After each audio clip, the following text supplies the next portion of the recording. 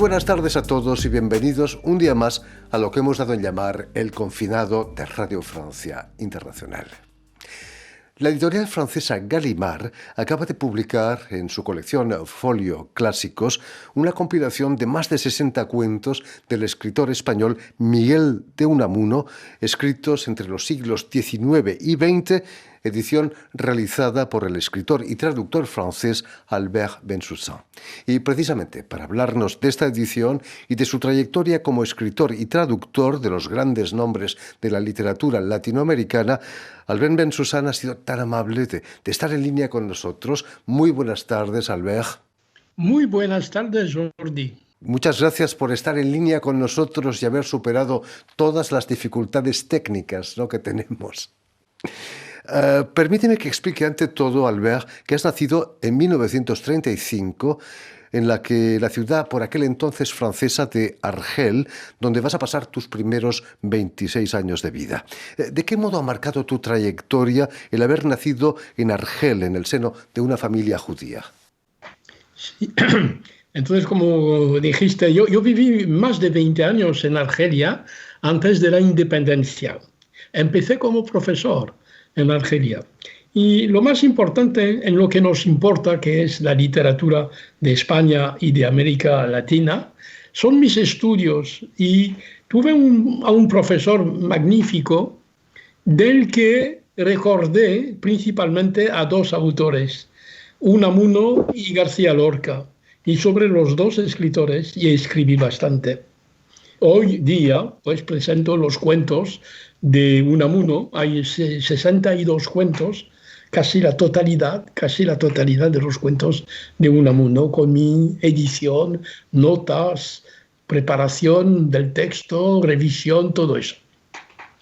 Sí, háblame de tu familia. Tu familia era judía practicante, en tu casa se respetaban todos los ritos judíos, pero es cierto que creciste entre ciertas supersticiones, como por ejemplo ponerte polvos mágicos en los bolsillos de los pantalones para ayudarte o protegerte para un examen.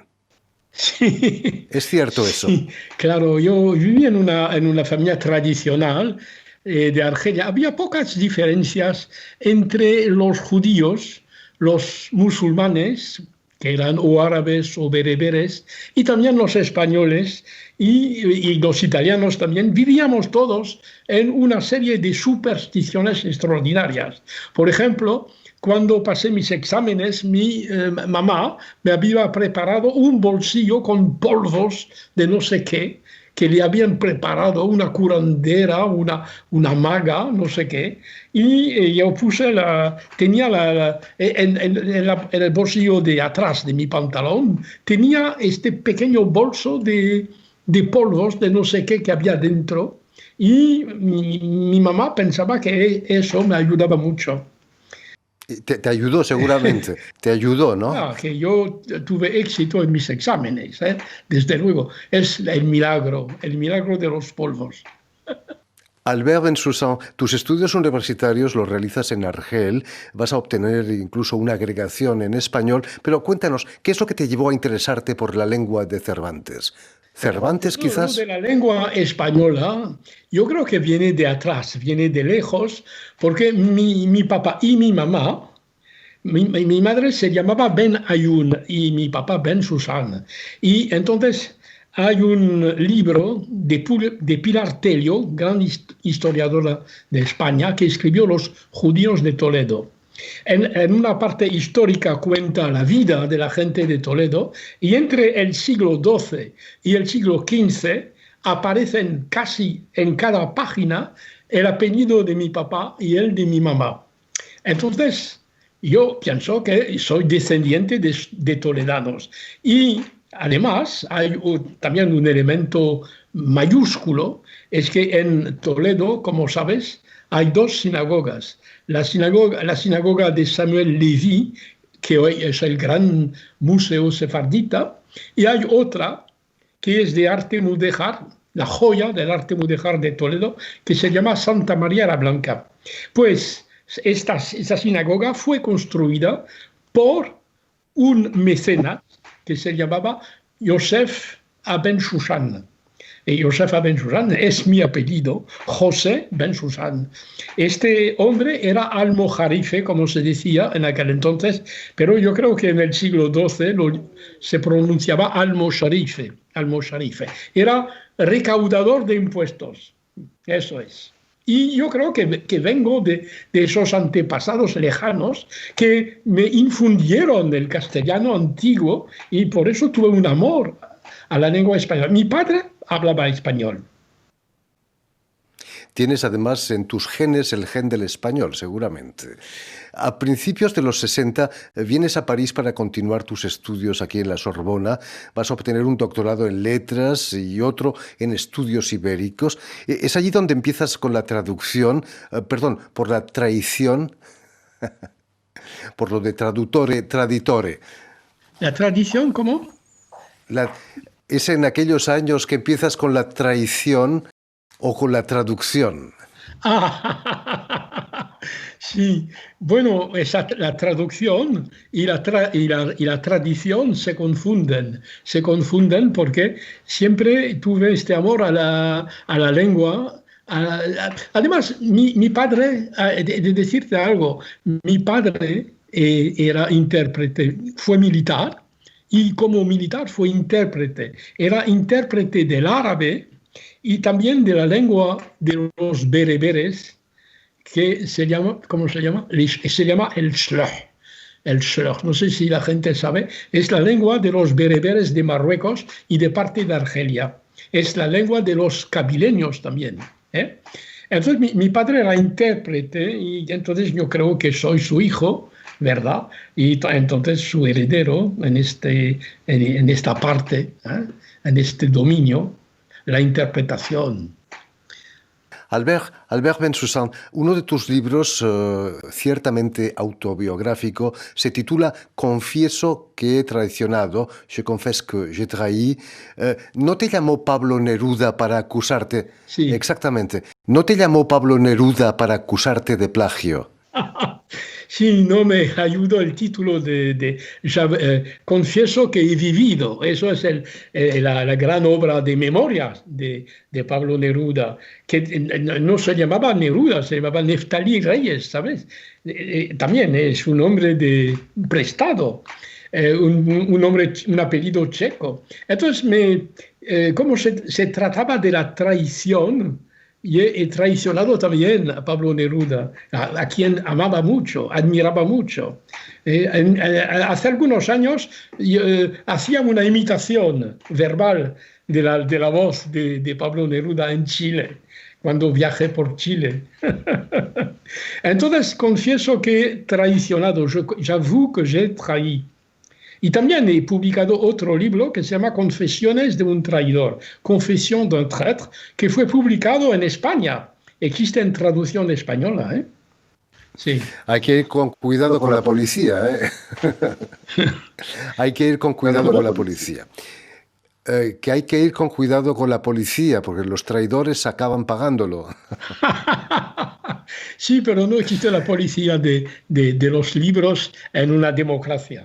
En España, Afortunadamente. sí, antes, en tiempos del franquismo, he de decirte algo, es que mi primera traducción fue una biografía de Franco que se llamaba Historia de un mesianismo y era de un autor que había tomado también un nombre prestado que se llamaba Ramírez.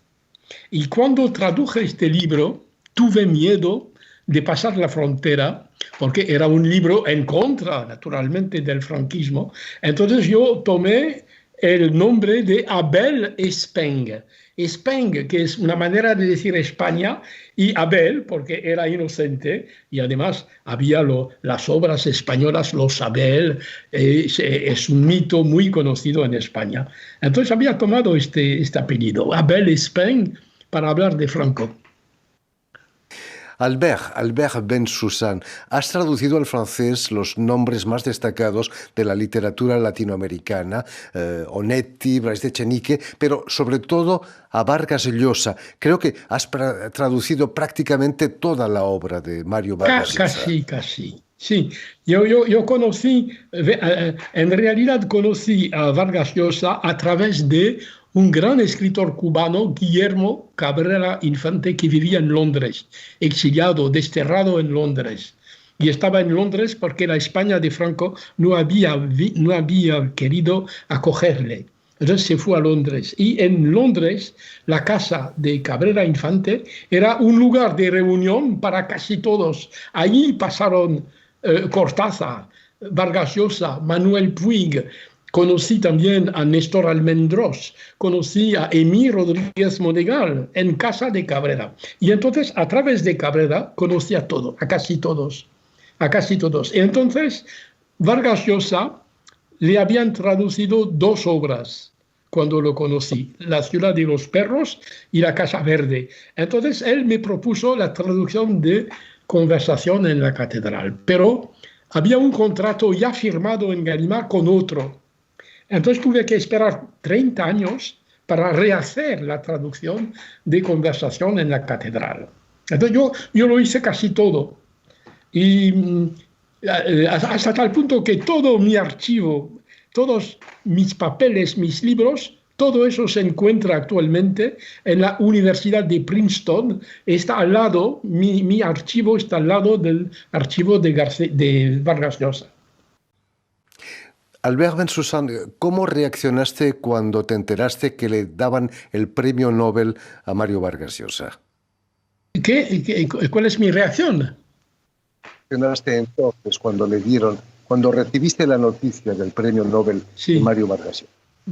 Sí, lo esperaba desde hacía algunos años. Me acuerdo muy bien, estaba en Lima por la mañana en la embajada de Francia.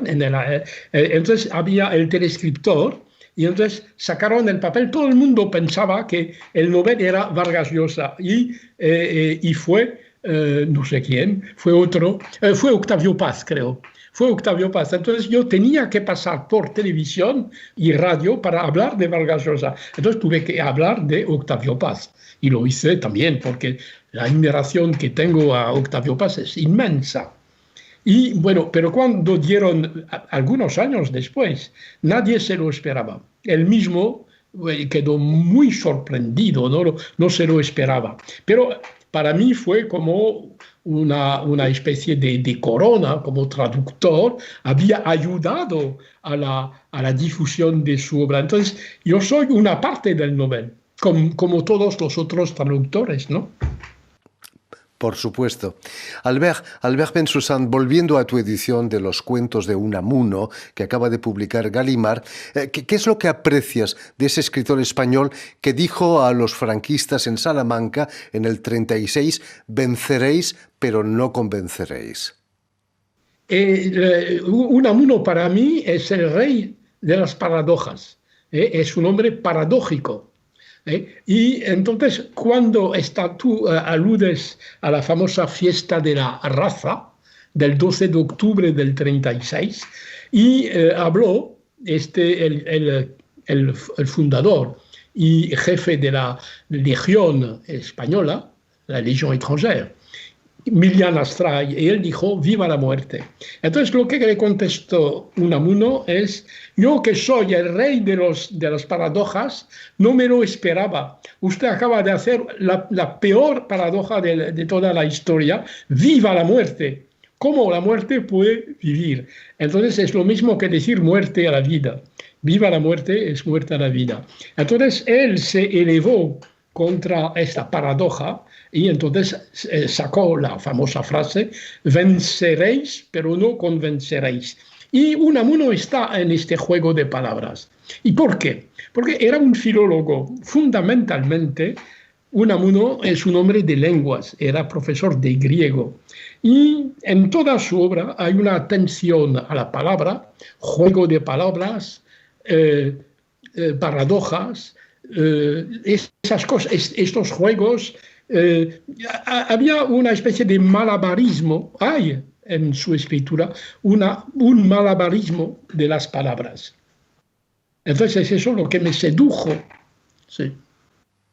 Otro, Albert Bensoussan, otro de tus amores literarios es Federico García Lorca. Gallimard ha publicado mucho de su teatro ya con tu traducción. Es muy difícil, imagino, ¿no?, traducir el lenguaje poético lorquiano. Sí, es muy difícil porque se hizo antes. Es decir, no me han esperado. A García Lorca lo han dado en París por los años, a principios de los años 50, ya había empezado a representar la casa de Bernard Alba y Bodas de Sangre y Yerma. Son las tres obras que he publicado hasta ahora. Estoy preparando Doña Rosita la soltera.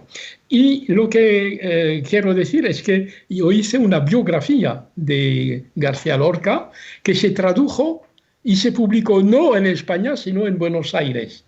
Hay una mujer que era universitaria, que era catedrática, ahora jubilada, que se llamaba Josefina Delgado y fue mi traductora de mi biografía de Lorca.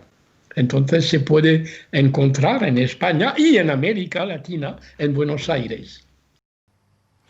Albert Bensoussan, ya para terminar, cuéntanos cuál es el secreto de una buena traducción. Quizás la fidelidad o la traición. ¿Hay que ser fiel y traicionero? Bueno, son conceptos falsos. Lo de fidelidad y lo de traición son dos conceptos falsos porque no se puede definir. ¿Cuál es una traducción fiel? La mayor parte de las que se pretenden fieles son traicioneras. Porque es muy complicado, es una alquimia. Hay un hombre a quien conocí, que es un amigo porque ha muerto, de Vargas Llosa, es Umberto Eco. Escribió Umberto Eco un libro magnífico por la modestia del propósito. En italiano el título es Dire quasi la stessa cosa.